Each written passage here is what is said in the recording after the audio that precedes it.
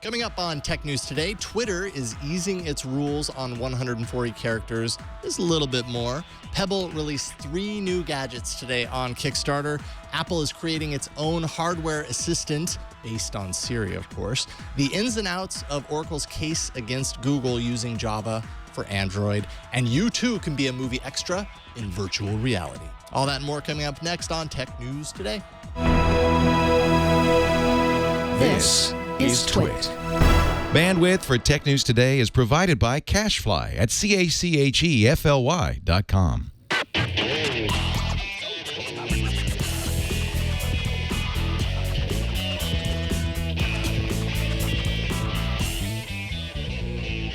This is Tech News Today, episode 1520, recorded Tuesday, May 24th, 2016. This episode of Tech News Today is brought to you by ZipRecruiter. Are you hiring? With ZipRecruiter.com, you can post to more than 100 job sites, including social networks, all with a single click. Screen, rate, and hire the right candidates fast. Try ZipRecruiter with a free 4-day trial now at ZipRecruiter.com/TNT.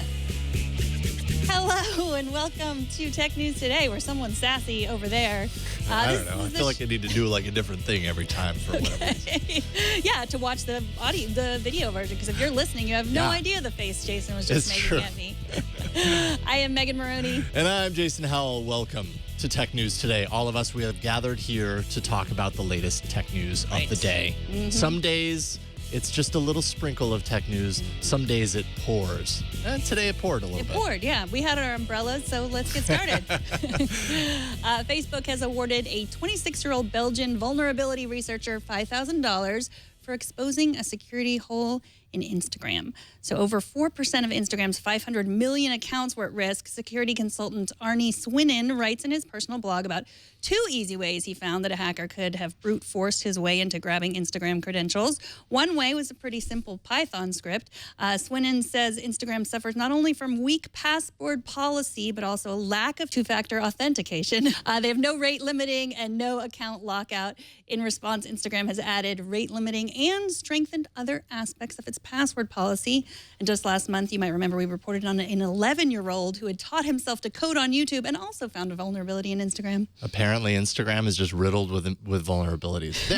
They all are. It's just, have you found them yet or not? Yeah, and good for them for paying for it, but it still seems like $5,000 isn't that much for that many passwords being vulnerable. Especially when the opposite end of the spectrum could land you in jail. One thing that I found was kind of interesting in reading this kind of walkthrough on this particular hack is that oftentimes kind of in the hacking community, something like this happens where, basically the hacker begins to find the vulnerability. Let's say they start with responsible disclosure, which is kind of what you're seeing here. Nothing changes for the longest time. They get frustrated, and so the only way for them to prove the importance of the hack is to actually execute on it in some way, shape, or form. Mm-hmm. And in doing so, your $5,000 reward turns into you going to jail, essentially. Right. That didn't happen here. No, Facebook worked with them, and they regularly work with. One thing I wonder is, obviously Instagram's a Facebook company. Facebook has some pretty great security measures rolled out on its own platform. I don't understand why you don't co-opt kind of a lot of that security stuff. I know they're different. They probably run very differently behind the scenes, and they run kind of on their own and everything. But security is important. And if one of your companies, one of your main, your main product, let's say, has this figured out with things like 2-factor authentication, Facebook has this, of course. Why not? Throw Instagram a bone. Get them on the same page. I think Instagram does, work a little bit on its own. They're a lean team, and it's really a trade-off. It's always a trade-off between, people not using the service because it's too hard to log in versus their security. So Instagram is supposedly running out 2-factor verification, but eventually. It hasn't yet. That's the rumor. Yeah. All right. Well, that'll help once they do. Mm-hmm. We already told you that Twitter is eliminating the character count rules when a URL is part of a tweet. And the company is expanding those rules to apply to other character stealing things. Now, media attachments like photos, GIFs, videos, polls, and quote tweets will not count against those valuable 140 characters for updates. Twitter is also changing how @ replies work by allowing those usernames to bypass the 140 character limit. Twitter is also, in this endless stream of opening things up, eliminating the need for adding a period before usernames in @replies. That's a method that's used right now when someone wants to reply directly to someone but really wants the world to see it, because it kind of eliminates the rule that basically says that if you reply to someone in an @reply, only those that are following both you and the recipient would ever see it in their feed. Otherwise, it kind of bypasses that entirely. They're opening it up so everybody's going to see everybody's @replies now. And then finally, if you've ever wanted to retweet yourself, now you can.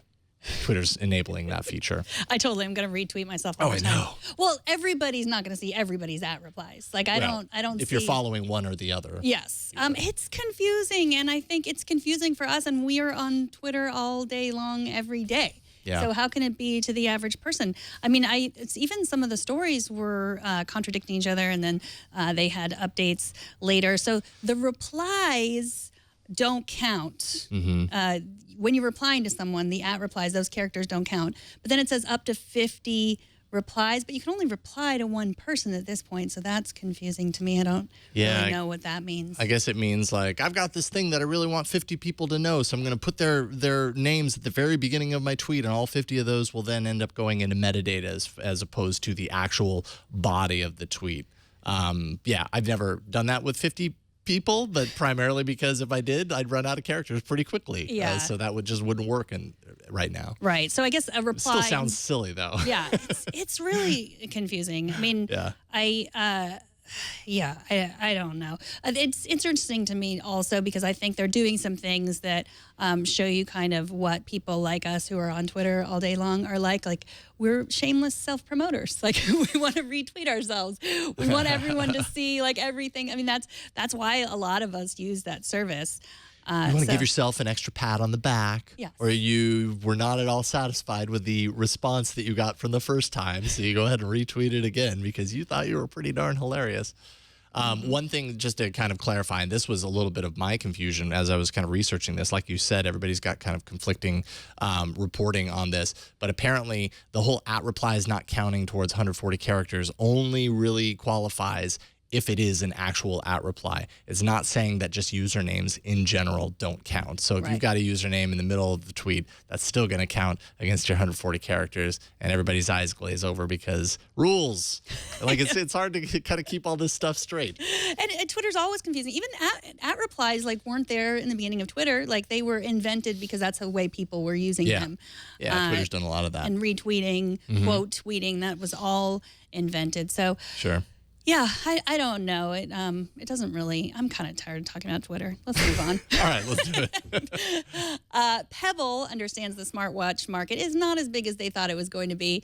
The company hasn't quit yet. They have taken to Kickstarter again today for backing the Pebble 2, the Pebble Time 2, and the new Pebble Core. The company raised over $3 million toward their goal. Oh, $4 million now. Yeah. I wrote that hours ago. It was $3 million. And my $69 are part of that because I backed the little, what's it called? The Pebble, what are they calling it? The Pebble Core? Pebble Core for runners. Nice. So what that does is it tracks your runs and it also streams your Spotify playlist, which I think would be really useful. I mean, I use my Apple Watch when I'm running, but then I has to have my phone with it. I mean, of course, maybe by the time I actually get this Pebble Core, I won't have to use my phone with my Apple Watch because there'll be a new Apple Watch by then. That's what happened. I ordered the second Pebble. And I was super excited about it, and then I got my Apple Watch, and then I got my Pebble like 3 months later. I was like, what is this stupid thing? Sure, the battery lasts a week, but who cares? And Tony Wang has that now, I think. He does, and he's very happy about it. Yeah, he loves that thing. This is they're returning to the well again, going to the Kickstarter, process for funding at least the launch of their device. Seems to be working okay for Pebble. It's definitely, strangely, it's a differentiator because they're this consumer product is at this point a somewhat successful, or at least in the eyes of a certain subset of consumers, a successful consumer brand.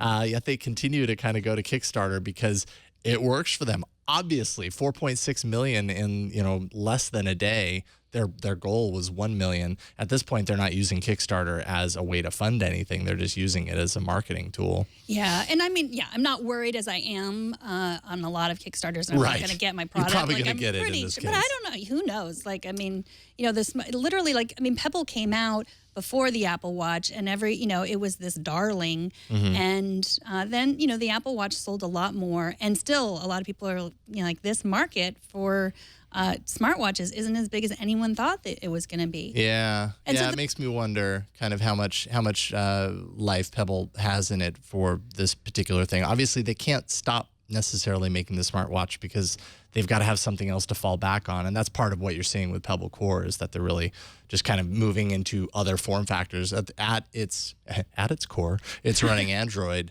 underneath, and like you said, 3G connectivity. It's got 4 gigs of onboard storage for storing, I guess, you know, music locally, and it can broadcast to Bluetooth headsets just by that tiny little puck. You know, it's like an iPod Mini, but with 3G connectivity and tied to Spotify instead of iTunes. Right. So that's cool. It's pretty inexpensive too. What is it, like $60 or something? Well, it'll be $100 once it comes out. If you get it through the Kickstarter, and they've got it like looped in with other deals with the Pebble watches and all that kind of stuff. So they've got a bunch of different options. Yeah, I mean, I can stream my music. I can put music on my watch and stream it now. Yeah. I don't. So I don't really know what I was so excited about. But because it has 2 assignable buttons that you can make do whatever you want. Well, I just like the idea that it's not trying to do everything. Yeah. You know, I mean, that's what I like about the Apple Watch too. I mean, there was only a few specific things that I really wanted to use it for, and this I feel like is the same thing. There's also the Pebble Core for hackers becomes a button for everything. You can assign it whatever you want. Whatever you want. Whatever you want. Push button to hack into the NSA. I don't know. Probably not. That's definitely worth backing. Yes. One button access to the NSA. Yeah. Now you can. Pebble. So it's time for a double dose of, hey, we're investing in ride-sharing companies too. The hottest game in the automotive industry at the moment, apparently, is this. First, Toyota struck a pretty important strategic partnership, including a sizable investment in Uber, allowing drivers to lease Toyota vehicles and pay for them using their earnings. It's kind of interesting. And not to be left out of the rideshare investment party, Volkswagen announced that it has invested $300 million into Get.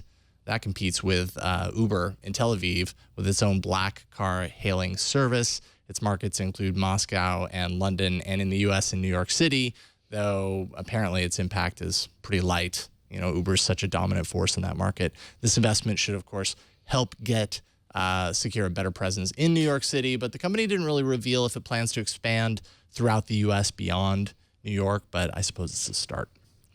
This feels to me like sort of like the senior prom, like the weeks leading up to the senior prom, where everyone's like, everybody's got to find a partner. They don't love each other necessarily. They're like, then you're fine, you'll do. Like, let's pair up. Like, let's just do this. Because it's like GM and Lyft, and you're better than nobody, I guess. Yeah, because they're like a threat. Like the Uber is a threat to the automakers. The automakers are a threat. They have this weird sort. That's what it feels like. They're all pairing up, maybe a little bit. Reluctantly, but they have to find somebody because they don't want to go out there alone to the prom. Yeah, I'm not sure how. Maybe reluctantly from the eyes of a company like Toyota. They're the world's largest car manufacturer.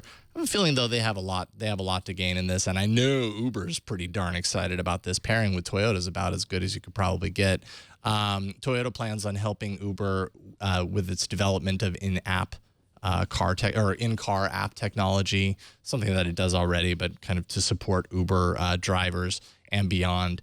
And I mean, Toyota's really no stranger to this kind of thing. In the past 6 months, they created the Toyota Research Institute, and that's targeted at self-driving cars, robots, using AI, all that kind of stuff. And, you know, regularly this whole rideshare economy discussion ends up, you know, going back to kind of autonomous vehicles and the intersection of AI and the automotive industry and everything. So it's all kind of tied together. They're hedging their bets for the future, essentially.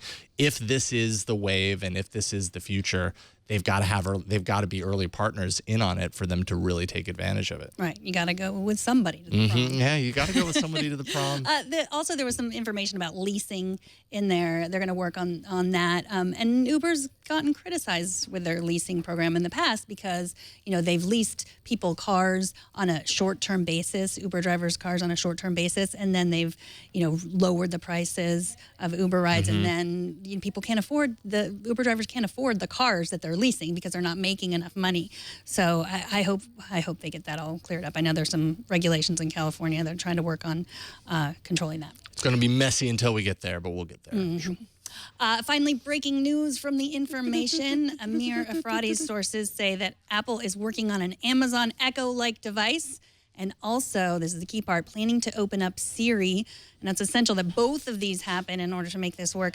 You need to be able to use Siri to control other apps in order for it to be useful. Also, Siri needs to be smarter. Let's all agree she needs to be smarter. But can she be smarter and also keep our information private if she's if always listening to us? She or he. So I'm not a big Siri user. What is the thought of a Siri home companion? Like, are you excited about the perspective of that? I'm really excited about it. The prospect. Yeah, I think that there are, obviously, like I have Siri on 7 devices already in my home, I would guess. I would make an estimate. There are 7 devices, a watch, a handful of iPads, some iPhones. But the standalone device is really important. The device like the Amazon Echo, which I also have, the fact that it's in the same place all the time, that it has a microphone that's listening to me, a microphone that's listening to me all the time, and like an array, so it can hear me from different parts of the room, and that it doesn't have a screen. Connect to each other and all that. Yeah, there's something psychological about a device not having a screen because you have to make it work. With the Siri, it's like, open, whatever. Yeah. It doesn't, okay, like I'll open it, I know how to do it. Or it's like you have your device, you're always going to do that same thing that you're used to doing. Sure. But I love that there's no screen in the Amazon Echo. So I'm looking forward to, I don't know. I mean, I think they'll do it a little bit better. I think Apple will. Than Amazon? Yeah. Yeah. Well, apparently this is like the world we're in technology right now is so much like, hey, I've got that too. VR, home assistant, automotive game. Some of these are unannounced, but, you read the tea leaves and you hear about it over and over and over again. So it makes sense that Apple would be doing this because and HomeKit, prime example. We've talked plenty of times on the show about how HomeKit, and yesterday included, about how HomeKit, it really needs to kind of get figured out and reined in so that we can have the smart home future that apparently we're pining for. Maybe people aren't pining for a smart home, but the technology companies think that you are, and this kind of a hub actually makes a whole lot of sense to drive that. It makes perfect sense for Apple to have it. Apparently, this device has been in development since long before the Echo even launched in mid-2015, but it is interesting the timing of kind of releasing this. Google, of course, last week announced its efforts in this space with Google Assistant and Google Home. So, yeah, it's all kind of coming together. Wait, long before the Echo launched in early 2015. Like, I got mine, and it was announced in January. Yeah, I don't know. Sources said but yeah, they say that we've been thinking about it forever. Yeah, like, they say they've been working on it since before then. But, hey, you never know. Who knows? Yeah, I mean, the timing is very suspect. Right, but then that is how Google does things versus how Apple does things, right? I mean, like, we complain at Google I/O. We're like, we've been hearing about those smart pants forever. Like, even, and they're like, yes, because we tell you everything as soon as we start to develop it, where Apple just keeps everything so close to the vest, and it's like, and then they're like, here's this thing, and they get criticized a lot because it's like, well, those things have been out for a while, and they don't usually say this, but they might have been working on it for a long time, but they're such a secretive company, you have no idea until they release it. They're secretive until it's perfect timing to let out a little leak that lets people know that other thing that you were going to do. No, pay no attention to that. We've got a thing too. And this is all we're going to tell you because they only really give you a little bit of information anyway. So my reading the tea leaves, I think they are going to offer a Siri SDK at WWDC. That's what I think we're going to hear about, but not the device. But they're going to open it up first and say, developers, right? Yeah, here's that makes sense. Start working on all the things you can use to control your house and and everything, and then we'll see the device later. Yeah. Because we don't That have makes it. perfect sense. We don't know when we're going to see the Google Home. Like, they showed it, but I mean, Lindsay Turrentine said, like, CNET, they had, I mean, you probably looked for one too. Like, no one there got was to none. play with it. Yeah, There's there not, was none there. We don't know when we're going to see that. Yeah. They have when they think it's going, you know, when they say it should be available, but you really never know. Yep. Well, after the break, Oracle v. Google, it is complicated. But first, let's take a minute to thank ZipRecruiter, the sponsor of this episode. When I am stuck with a tough decision, I often say to myself, what would Steve Jobs do? Could you say that? I think I've heard you say that. Yes. So he once famously said, it doesn't make sense to hire smart people and tell them what to do. We hire smart people so they can tell us what to do. Easy for Apple to say, but where do you find the smart people? Posting jobs in one place isn't enough to find quality candidates. If you want to find the perfect hire, you need to post your jobs on all the top job sites. And with ZipRecruiter, now you can. With ZipRecruiter.com, you can post to more than 100 job boards, including social media networks like Facebook, Twitter, and Google+, all with a single click. Just post once and watch your candidates roll into ZipRecruiter's easy-to-use interface. You can search by skills, location, work experience, and more. ZipRecruiter's advanced matching technology delivers the most relevant candidates based on your criteria.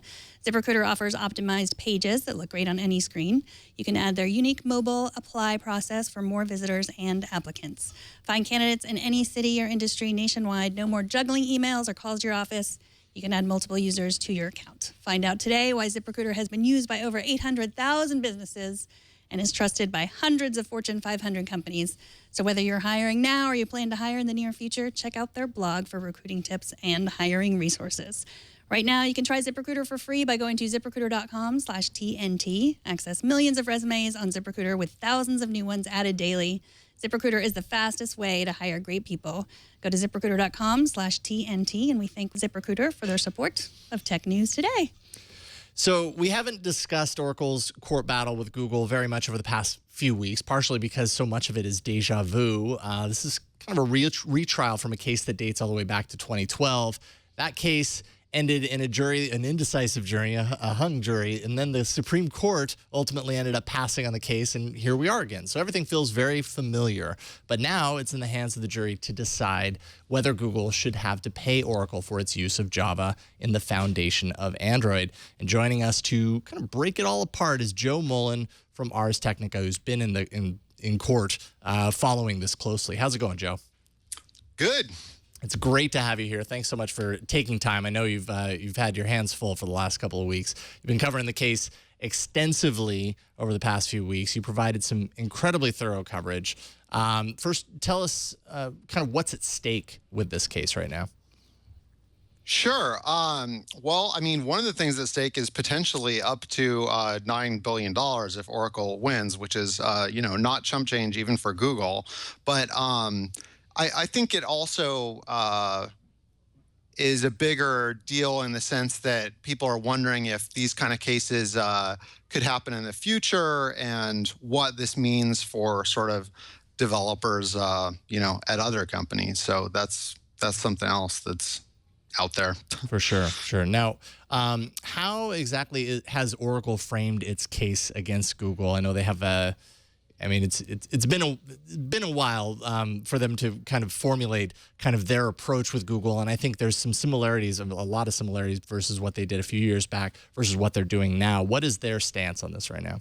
Yeah, so I was actually also covered, I actually started working at Ars Technica around the time of the 2012 case, and I covered that as well. So it's been interesting to see this because I can really compare it. And Oracle has a lot more focused case. I mean, the first time in 2012, they also had a patent case against Google and some sort of other copyright claims that kind of fell by the wayside. So their case is much more focused this time around. And it really just says that, look, APIs are copyrighted. That's copyrighted code. You copied it. You Google copied it.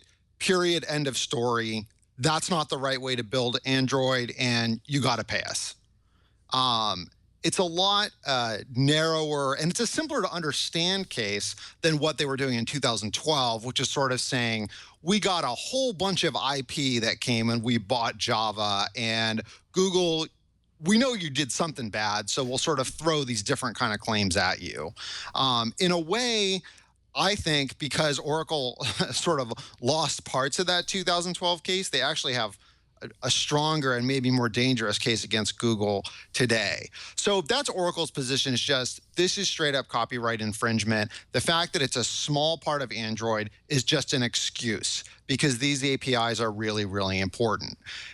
Google's counter to that is what we were doing was industry standard. Everyone knew the Java language was free and open to use, and everyone thought that Java APIs come with the language, and APIs are application programming interfaces. They're kind of a way that software talks to other software. And so Google has compared them to labels or to menus, sort of saying you can have two different menus that might both have hamburgers on them and they might both have omelets on them. But that's not copyright infringement. That's just a way of letting your customers know what's out there and you compete on the actual food items. So that's Google's argument. And given that they're making it to an audience of these 10 lay jurors, I think none of whom, all of whom said during jury selection that they had not heard of the terms like open source and fair use. And in that sense, I think Google has a bit of a higher mountain to climb on this case. And the jury is deliberating right now. Today was the first full day of deliberations. So at its heart, this is sort of is a fair use case. I mean, is this the first time fair use has been argued in a court? Is this one of the first time with software? I mean, not the first time fair use, but right. with an API. Like, is this the first or the biggest fair use case when we're talking about an API? Right. I mean, it's unusual for a fair use case of any kind to go to a jury at all. A lot of fair use cases get decided by judges. So I don't know of any other. I also haven't searched. I mean, I'm sure if you search, maybe you could find a fair use software case. I doubt you could find another case that's solely about fair use of APIs. We might see that in the future, but really, no one thought that you could build a copyright suit just out of using APIs until Oracle did it. And in fact, revisiting the 2012 case, I said, Oracle lost parts of that case. The truth is, they lost the whole case completely. It was a clean sweep for Google because the one part that the jury deadlocked on was this fair use issue. And then the judge, after having watched the first trial, said, you know what, these API things, these should not be subject to copyright in the first place. He agreed with basically every point that Google made, that they were functional, that they were kind of a way of organizing information. It was like, like Dewey Decimal System in a library or shelves in a library, and this is not something that copyright was meant to protect. That's exactly what Google wanted, and that would have been the ideal result for them. That judge was overturned on appeal, completely overturned on that point. But the appeals court said, look, this is definitely copyrightable. And Judge Alsup, who's the San Francisco judge who made the original decision, you were wrong about that. But fair use, we don't know. That's a case-by-case basis. So we'll kick it back to you and have a trial over fair use. So that's what we're doing now. And it's pretty nebulous. And I mean, that's why, in a way, this case has been pretty interesting because the jury can kind of do what it wants. I mean, how much use is too much use of an API? It's something that's pretty up in the air. So in a lot of ways, this case has been about lawyers trying to characterize Google in the building of Android, with Oracle pulling out emails that it says indicate Google knew about the fact that APIs were copyrighted, emails that show, Google cares about licensing in other contexts, sort of implying that they blew it off in this case, that they're not playing by the same rules as everyone else. And with Google pulling out evidence saying that, hey, we built Android the right way. And the most powerful thing that Google has in its pocket, I think, in this case, is the fact that Sun, the original owner of the relevant intellectual property here, never objected. This is pretty clear because Sun's ex-CEO, Jonathan Schwartz, was on the stand. Sun never objected to the way Google was building Android. And Oracle's also tried to take a shot at that, which is tough to do, actually, because they had Schwartz on the stand. So are you saying that, like, in the original, they were like, it's fine, but then some lawyers came in and said, actually, you could make a lot of money by, arguing this? Like, originally, then Sun was fine with it, and then now they're not, and then that's part of the issue? And then here we are. Right. So it's sort of easier for me. That is Google's point of view. It's actually easier to understand this case a bit by understanding Google's narrative first. Google's narrative is, we built Android the right way. We didn't, the Java language was free and open to use. We tried to do a deal with Sun. This is undisputed. They did try to do a deal with Sun that would have allowed them to use Sun implementing code and use Sun's logos and say, kind of powered by Java or something like that when they built Android. But that deal didn't come together. So that deal fell apart in about 2006. And we've seen a lot of emails about that. What Google says is, well, that deal didn't work out, but the Java language was free to use, and we built Android, from scratch, our own engineers, and we also called certain Java APIs, which everyone thought was allowed. And that only became a bad thing once Larry Ellison bought Sun, Oracle bought Sun, tried to get in the smartphone market on their own using Java, wasn't able to do it, and then decided to sue Google. That's Google's narrative. And Oracle has tried to refute that. Oracle's CEO specifically said on the stand, her own lawyer asked her, did you buy Sun to file this lawsuit? And she said no. So the fact that they had to respond to that was kind of interesting in that, that was almost an issue where they were a bit on the defensive. But Oracle's narrative is, you guys actually knew about licensing. You knew you should have paid for Java. Look at all these other companies that paid to use Java. And Google is a special company that doesn't believe it should play by the rules. This story's been interesting because on one hand, you realize the amount of money that's at stake, kind of the players that are involved. Google's Android is no slouch. It makes an insane amount of money and has an insane amount of users. So there's a lot at stake on the company side of things. But I think the bigger picture is that the influence that a case like this has over the smartphone industry in general, I mean, what can you tell us about that? Like, if Google is is ruled as guilty as charged in these regards, sure, they're going to pay a penalty monetarily, but how does that ripple out potentially and affect all the other players in the industry? Well, I think Google will pay a penalty, and by the way, if Oracle wins, there's going to be a separate damages phase. So this trial won't be over if Oracle wins. They've sort of separated the liability phase and the damages phase in this case, which is an interesting thing. I think the way that it will have a broader effect is that because of the Federal Circuit ruling, risk has already increased for developers. Because you can't really be 100% sure that if you call APIs without the permission of relevant IP owners, that couldn't result in a lawsuit, even a lawsuit years down the line. So in that sense, we would say, maybe the damage has already been done on that front. Mm-hmm. Now, if this case ends with a large penalty against Google, then that'll be an additional element ramping up the risk for developers in the future, in the sense that, we're already in the situation where if you're calling an API without the relevant set of permissions, you might need to have a conversation with a lawyer. If Oracle wins big, well, maybe those same developers will be in a position where you need to have a conversation with a lawyer, and the lawyer will say, look, if you do this, the truth is you might get sued out of existence, because Google might have $7 billion in the bank to pay a large penalty to Oracle.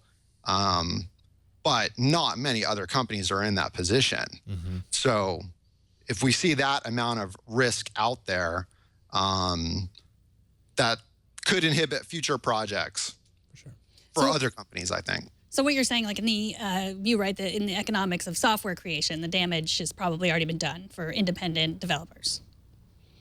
Yeah, I mean, in terms of legal precedent, it's been set. Now, bear in mind, this case is kind of unusual in that it went to the federal circuit. What Google and some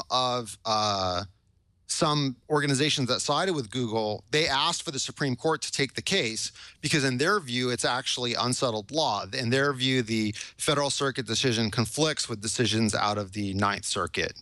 But the Supreme Court didn't take the case. So, now you're also, and this is all pretty theoretical because, now that decision has been in effect for 2 years and the sky has not fallen on the one hand. On the other hand, we don't really know what's been happening behind the scenes in terms of, because it's not like software programmers having a conversation with their lawyers about how to reduce the legal risk associated with a new product. It's not like they're calling, me or talking to anyone. Those discussions happen in private. It's an interesting quirk of this case that the whole reason it ended up at the federal circuit is because it originally included a patent claim. And that's the only reason it went to the federal circuit. All patent cases go to the federal circuit. So in a way, there's kind of this odd incentive now where if you have a copyright dispute with someone, certainly one that involves APIs or maybe just one in general, you're almost incentivized to include a patent claim in the lawsuit if you can, because right now the federal circuit looks like a pretty good place to end up if you have a novel kind of copyright claim. So, it hasn't happened yet, but you could say that Oracle has kind of laid out a path of how to win a case in a certain way. You can certainly choose your own appeals court. Yeah, definitely setting a precedent. Not to mention having a jury filled with people who marginally kind of understand, the terminology of the technology going into it. That doesn't hurt a whole lot either. Yeah. Joe, it's a pleasure getting you on the show and taking time out of your busy schedule because I know you've been following this case in the courtroom closely. So we really appreciate you coming on and sharing your insight. Joe Mullin, tell people where they can follow all your work online and find you. Sure. You can go to arstechnica.com and search for the first story with my name. And when you click on any of our stories from Oracle v. Google, we're including links to all the past coverage in them. So if you're interested in playing catch up, it is possible to do. And there should be a verdict in the next few days. Excellent. Excellent. We'll look forward to that. Thank you again, Joe. We'll talk to you soon. Okay. Thanks a lot. It was fun joining you guys. All right. Have a good night.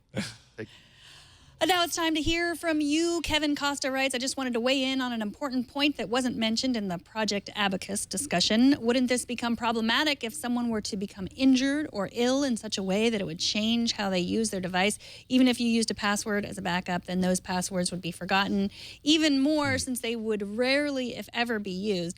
Although a minor point in comparison to the first, this would also create inconveniences for shared accounts or asking someone to do something for you on your account without knowing about the need in advance. I probably should have said, in case you didn't listen yesterday, Project Abacus is the Google's, they announced it at I.O. It's sort of a second factor authentication, like you have a PIN, but it would only be approved if you had this trust score, which was based on how you walk, how you move around, how you use your phone, just all these like sort of biometric things aside from your face or your eyes or your thumbprint, just really things about how you use your phone. So yes, I guess there was someone in the chat room that said that yesterday, like what if you were sick? So I think it is early days, as Google likes to say, in this technology, but it is something that I'm sure they're thinking about. And it's worth obviously investing time in because passwords is a system that a lot of people would love to figure out a better way around. And maybe this is one of them. Yes, it's security, and security is incredibly inconvenient for a number of reasons, many of which you just pointed out in that email. So there we go. TNT's fan of the day is Phil Clutcher at SpaceTrucker74 on Twitter, who says he listens to TNT while driving an 18-wheeler between Indianapolis and Chicago. There you go. Hopefully we keep you awake through the evening. And, if you get tired, you just need to get that autonomous kit to convert your vehicle so you can take a nap and back while it drives all night. Show us how you watch or listen to TNT. Just record a video or take a picture of yourself or your setup and post it on Instagram, Google+, Twitter, or Facebook, and use the hashtag How I Watch TNT, and we'll find it. And these days, you can do everything in VR, including be an extra in a movie. iMore reports that the author of the dystopian novel Ready Player One, it's a book that takes not so positive look into the future of VR. They want you to be in Steven Spielberg's adaptation of the film Ready Player One. They're going to cast real actors, but you can create an avatar of yourself that might appear in the film. Instructions on how to submit the idea are at talenthouse.com. You'll be paid $1,000 for your work. That's a real grant, not a virtual grant. $1,000. You'll be paid a Bitcoin or something along those lines. And by the way, you'll be in a Steven Spielberg movie. Your avatar will be in a Steven Spielberg movie. Your work, movie. your handiwork will be there. Yeah, it's cool. You can be a human, an alien, or a robot. Okay. I don't really have anything to submit. I wish I had artistic ability in this regard. But I bet someone listening is. Create exactly. one. Greg Burnett, who runs our teleprompter. Yes. He's going to submit He one. has the skills to pay the bills. You only have 30 days, so You've got the skills to pay the bills if your bills are $1,000. Oh, okay, great. Cool. Then you'll have some money left over to buy more bills with. So do it. That's cool. I have not read the book. You've read the book, yes, right? It's a great book. I'm looking forward to the movie. I feel like my geek card can be rejected because I still have not read it. You can listen I will. to it. Yeah, I know. I need to get it on Audible and listen to it because I've heard many great things about it. Audible. And I definitely want to. Yeah, thank you. I definitely want to check it out before the movie though. But I'm happy they're making a movie. All right, that is it. TNT records live every Monday through Friday at 4 p.m. Pacific, 7 p.m. Eastern, 12 a.m. UTC at twit.tv/live. You can be a part of the show by emailing us at tnt@twit.tv. You can leave us a short voicemail. We might have a voicemail on tomorrow's show. It's 260-TNT-SHOW, and you can find us on Twitter. We are at Tech News Today TV. And subscribe to our show on Google Play or iTunes or Overcast or Undercast, or just go to twit.tv. All the casts. Find all the ways to subscribe there. And if you want to tweet at me, I am at Megan Morrone. And I'm at Jason Howell. Thanks to our technical director, Kara Cole, and Greg Burnett, the artist, and all of the folks here who help us produce this show every single day. Thanks to you for talking tech with us today. We'll see you all tomorrow. Bye, everyone.